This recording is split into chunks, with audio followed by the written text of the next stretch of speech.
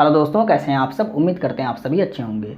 दोस्तों 15 सितंबर की कुमार गौरव सर की करंट अफेयर्स की फुल पत्ती वाली क्लास का कम समय में हम लोग रिवीजन करने वाले हैं। तो वीडियो काफ़ी इंपॉर्टेंट होगा, वीडियो को आप पूरा देखिएगा और अगर आपको वीडियो अच्छी लगे तो इसे अपने दोस्तों तक शेयर जरूर कीजिएगा। तो आइए आज की वीडियो को स्टार्ट करते हैं।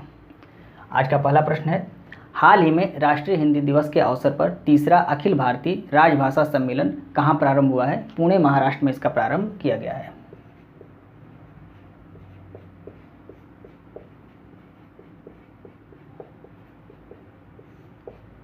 पुणे महाराष्ट्र में तीसरे अखिल भारतीय राजभाषा सम्मेलन का आयोजन किया गया, प्रारंभ किया गया है इसका। राष्ट्रीय हिंदी दिवस कब मनाया जाता है? 14 सितंबर को मनाया जाता है। क्यों मनाया जाता है? क्योंकि 14 सितंबर 1949 को संविधान सभा द्वारा हिंदी को राजभाषा के रूप में अपनाया गया था, इसलिए 14 सितंबर को राष्ट्रीय हिंदी दिवस मनाया जाता है। विश्व हिंदी दिवस कब मनाया जाता है? विश्व हिंदी दिवस 10 जनवरी को मनाया जाता है। क्यों 10 जनवरी को मनाया जाता है? क्योंकि 10 जनवरी 1975 में नागपुर में पहला विश्व हिंदी सम्मेलन का आयोजन किया गया था, इसलिए 10 जनवरी को विश्व हिंदी दिवस मनाया जाता है। 12वां विश्व हिंदी सम्मेलन का आयोजन कहाँ पर किया गया? इसका आयोजन फिजी में किया गया। यह भी इंपॉर्टेंट क्वेश्चन है, नोट कर लीजिएगा। आइए हम दूसरा प्रश्न देखते हैं। हाल ही में देश में खोजे गए क्लैड 9 वायरस का संबंध किससे है? क्लैड 9 वायरस का संबंध चिकन पॉक्स से या छोटी माता से है।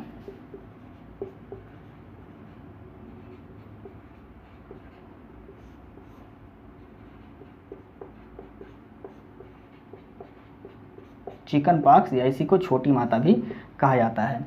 क्लैड 9 जो ये है क्लैड 9 वायरस, ये वायरिसोला वायरस का वेरिएंट है। किसका वेरिएंट है? वायरिसेला वायरस का वेरिएंट है।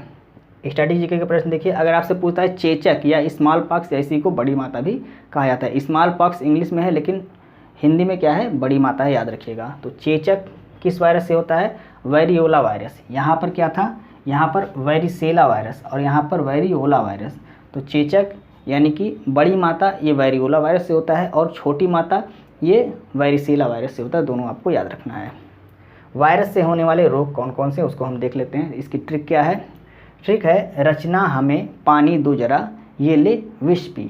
तो ये आपकी ट्रिक है, रचना हमें पानी दो जरा ये ले विष पी। विष से आपका हो गया विषाणु या वायरस, यानी इससे आप समझ जाएंगे कि यह जो ट्रिक है ये किसकी ट्रिक है? विषाणु या वायरस से होने वाले रोग की ट्रिक है। तो रचना यहाँ पे आर से क्या हो गया? रेबीज, और सी से CS से क्या हो गया? यहाँ से चेचक हो गया और चिकन पॉक्स हो गया। ये दोनों बीमारी हो गई। HME से हो गया हेपेटाइटिस, M से हो गया मीजल्स और E से हो गया इबोला। यहाँ पर P से क्या हो गया? पोलियो, D से हो गया डेंगू, Z से हो गया जीका और A से हो गया एड्स। तो ये इतनी बीमारी आपकी किससे होती है? वायरस से होती है। रेबीज, चेचक, chicken pox, hepatitis, measles, Ebola, polio, dengue, Zika और एड्स, ये सभी बीमारी किससे होती है? वायरस से होने वाली बीमारी है। यहाँ पे आपको कमेंट करके बताना है एड्स किस वायरस से होता है, ये आपको कमेंट करके बताना है। रेबीज का टीका किसने खोजा था? तो लुई पास्चर ने इसका टीका खोजा था। चेचक का टीका किसने खोजा था? एडवर्ड जेनर ने खोजा था। तो विश्व का पहला टीका किसे कहा जाता है? इसी को कहा जाता है, चेचक के टीके को विश्व का पहला टीका कहा जाता है। उसकी खोज किसने की थी? एडवर्ड जेनर ने की थी। तो यह भी आपको नोट कर लेना है। ये आपको बताना है एड्स वायरस, यानी एड्स किस वायरस से होता है, ये आपको कमेंट करके बताना है। आइए हम नेक्स्ट प्रश्न को डिस्कस करते हैं। तीसरा प्रश्न है, वर्ष 2023 में ऑपरेशन पोलो की 75वीं वर्षगांठ मनाई गई। इस ऑपरेशन का संबंध किससे है? तो इस ऑपरेशन का संबंध हैदराबाद से है। ऑपरेशन पोलो ये कहाँ पर चलाया गया था? हैदराबाद में चलाया गया था।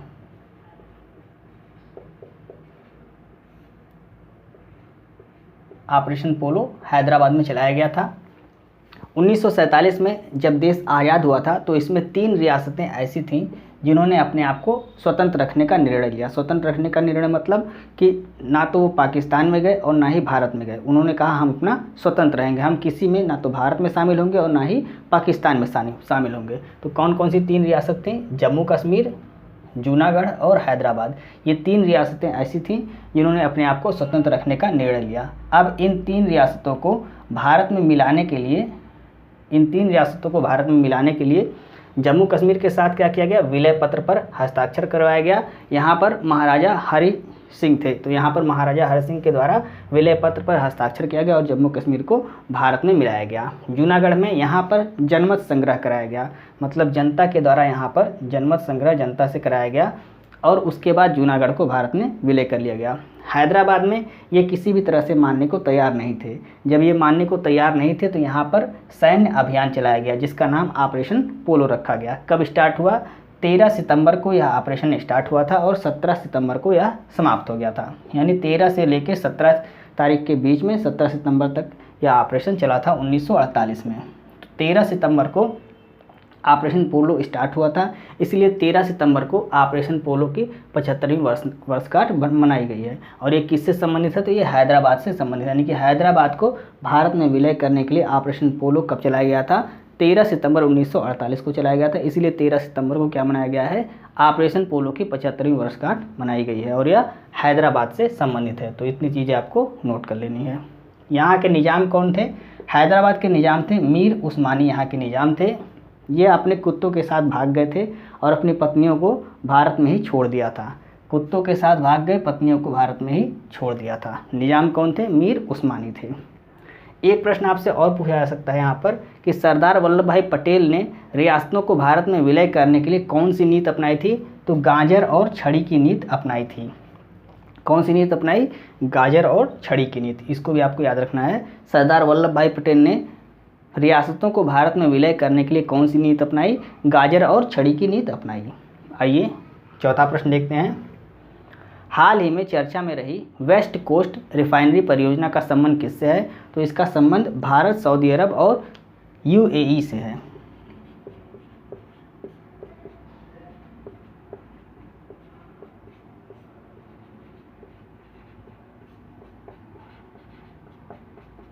भारत, सऊदी अरब और संयुक्त अरब अमीरात, इससे ये कौन सी परियोजना है? वेस्ट कोस्ट रिफाइनरी परियोजना का संबंध भारत, सऊदी अरब और संयुक्त अरब अमीरात, इन तीनों से है। इस रिफाइनरी का नाम क्या है? रत्नागिरी रिफाइनरी इस रिफाइनरी का नाम है। स्थापना कहाँ पर हुई? महाराष्ट्र के रत्नागिरी में इसकी स्थापना की गई। और इसमें शामिल देश कौन कौन से? अभी हमने बताया भारत, सऊदी अरब और संयुक्त अरब अमीरात यानी कि यूएई इसमें शामिल है। भारत की तरफ से इसमें कौन कौन सी कंपनियाँ शामिल हैं? तो इसमें देखिए IOC यानी कि इंडियन ऑयल कॉरपोरेशन इसमें शामिल है। BPCL Bharat petroleum corporation limited इसमें शामिल है। और HPCL यानी कि हिंदुस्तान पेट्रोलियम कॉरपोरेशन लिमिटेड, इसका फुल फॉर्म लिख लीजिए। Indian oil corporation, Bharat petroleum corporation limited और हिंदुस्तान पेट्रोलियम कॉरपोरेशन लिमिटेड, ये 3 कंपनियां भारत की तरफ से इसमें शामिल हैं। सऊदी अरब की तरफ से सऊदी अरामको कंपनी शामिल है और यूएई की तरफ से एडनॉक कंपनी शामिल है। तो ये कंपनियां भारत, सऊदी अरब और यूएई यानी कि संयुक्त अरब अमीरात की तरफ से शामिल है, आपको याद रखना है। एक प्रश्न आपसे और पूछा जा सकता है IMEEEC ये क्या है? ये क्या है? ये इसका फुल फॉर्म देख लीजिए, India middle east Europe economic corridor इसका फुल फॉर्म है। अभी G20 में इस पर हस्ताक्षर किए गए हैं। कितने देश द्वारा इस पर हस्ताक्षर किया गया है? तो भारत है, यूएई है, सऊदी अरब है, जॉर्डन है, इजराइल है, ग्रीस है और यूरोप है। इतने देशों के द्वारा इस पर हस्ताक्षर किया गया। अमेरिका भी इसमें शामिल है, अमेरिका द्वारा भी इस पर हस्ताक्षर किया गया। अमेरिका को इससे कोई फ़ायदा नहीं। यह क्या है? यह भारत को यूरोप से जोड़ने के लिए एक रास्ता है। भारत को यूरोप से जोड़ने के, यहाँ की भारत का जो व्यापार है वो यूरोप तक हो सके, उसके लिए एक रास्ता बनाया गया है जिस पर इतने देशों द्वारा इस पर हस्ताक्षर किए गए हैं। अमेरिका भी इसमें शामिल है, आपको याद रखना है। अमेरिका को कोई फ़ायदा नहीं होने वाला है, लेकिन फिर भी इसमें अमेरिका शामिल है, आपको याद रखना है। तो IMEEEC क्या है? India middle east Europe economic corridor, इसका फुल फॉर्म है। इसको आपको याद रखना है और नोट भी कर लेना है। आइए हम नेक्स्ट प्रश्न को डिस्कस करते हैं। 5वां प्रश्न है, हाल ही में उपराष्ट्रपति जगदीप धनखड़ ने बांध सुरक्षा पर अंतर्राष्ट्रीय सम्मेलन का उद्घाटन कहाँ पर किया है? जयपुर राजस्थान में इसका उद्घाटन किया गया है।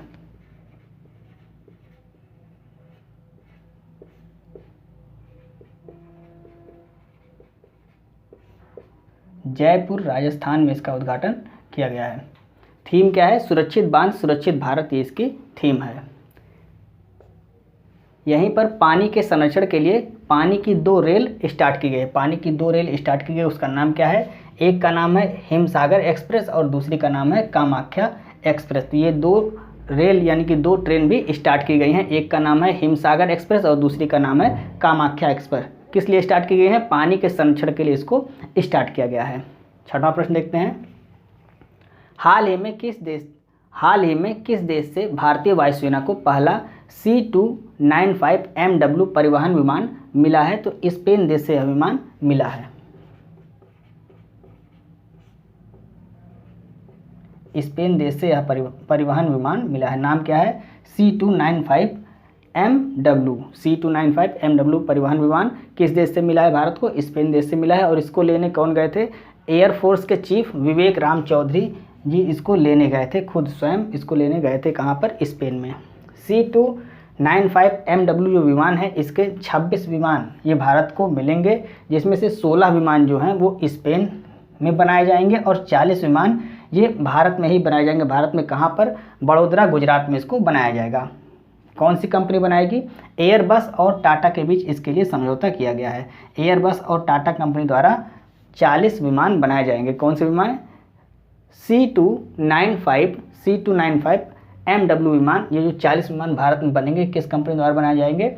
एयरबस और टाटा कंपनी द्वारा इसको बनाया जाएगा। बाकी 16 विमान कहाँ से मिलेंगे? अभी स्पेन से भारत को दिए जाएंगे। डॉर्नियर 228 विमान ये क्या है? यह एक गश्ती विमान है और भारत ने इसको श्रीलंका को दिया है। इसको भी आपको याद रखना है। INS कृपाण उपहार के रूप में भारत ने किस देश को दिया? वियतनाम को दिया है। INS कृपाण किसको दिया है? वियतनाम को दिया है। डॉर्नियर 22 विमान किसको दिया है? श्रीलंका को दिया है। दोनों आपको याद रखना है। नेक्स्ट प्रश्न देखते हैं। हाल ही में वित्तीय समावेशन पर चौथी G20 वैश्विक भागीदारी बैठक कहाँ प्रारंभ हुई है? इसका प्रारंभ मुंबई में किया गया है। मुंबई में इसका प्रारंभ किया, यानी कि चौथी G20 वैश्विक भागीदारी बैठक का प्रारंभ कहाँ पर किया गया है? मुंबई में इसका प्रारंभ किया गया है। पहली बैठक का प्रारंभ कहाँ हुआ था? मतलब पहली बैठक कहाँ पर हुई थी? तो पहली बैठक कोलकाता में हुई थी। चौथी बैठक कहाँ पर हुई है? मुंबई में हुई है। जन धन योजना की शुरुआत कब हुई थी? अगर आपसे प्रश्न पूछा जाता है, स्टैटिक जीके का प्रश्न है। जन धन योजना की शुरुआत कब हुई? 28 अगस्त 2014 को जन धन योजना की शुरुआत की गई थी। प्रधानमंत्री मोदी जी के द्वारा इसको शुरुआत किया गया था।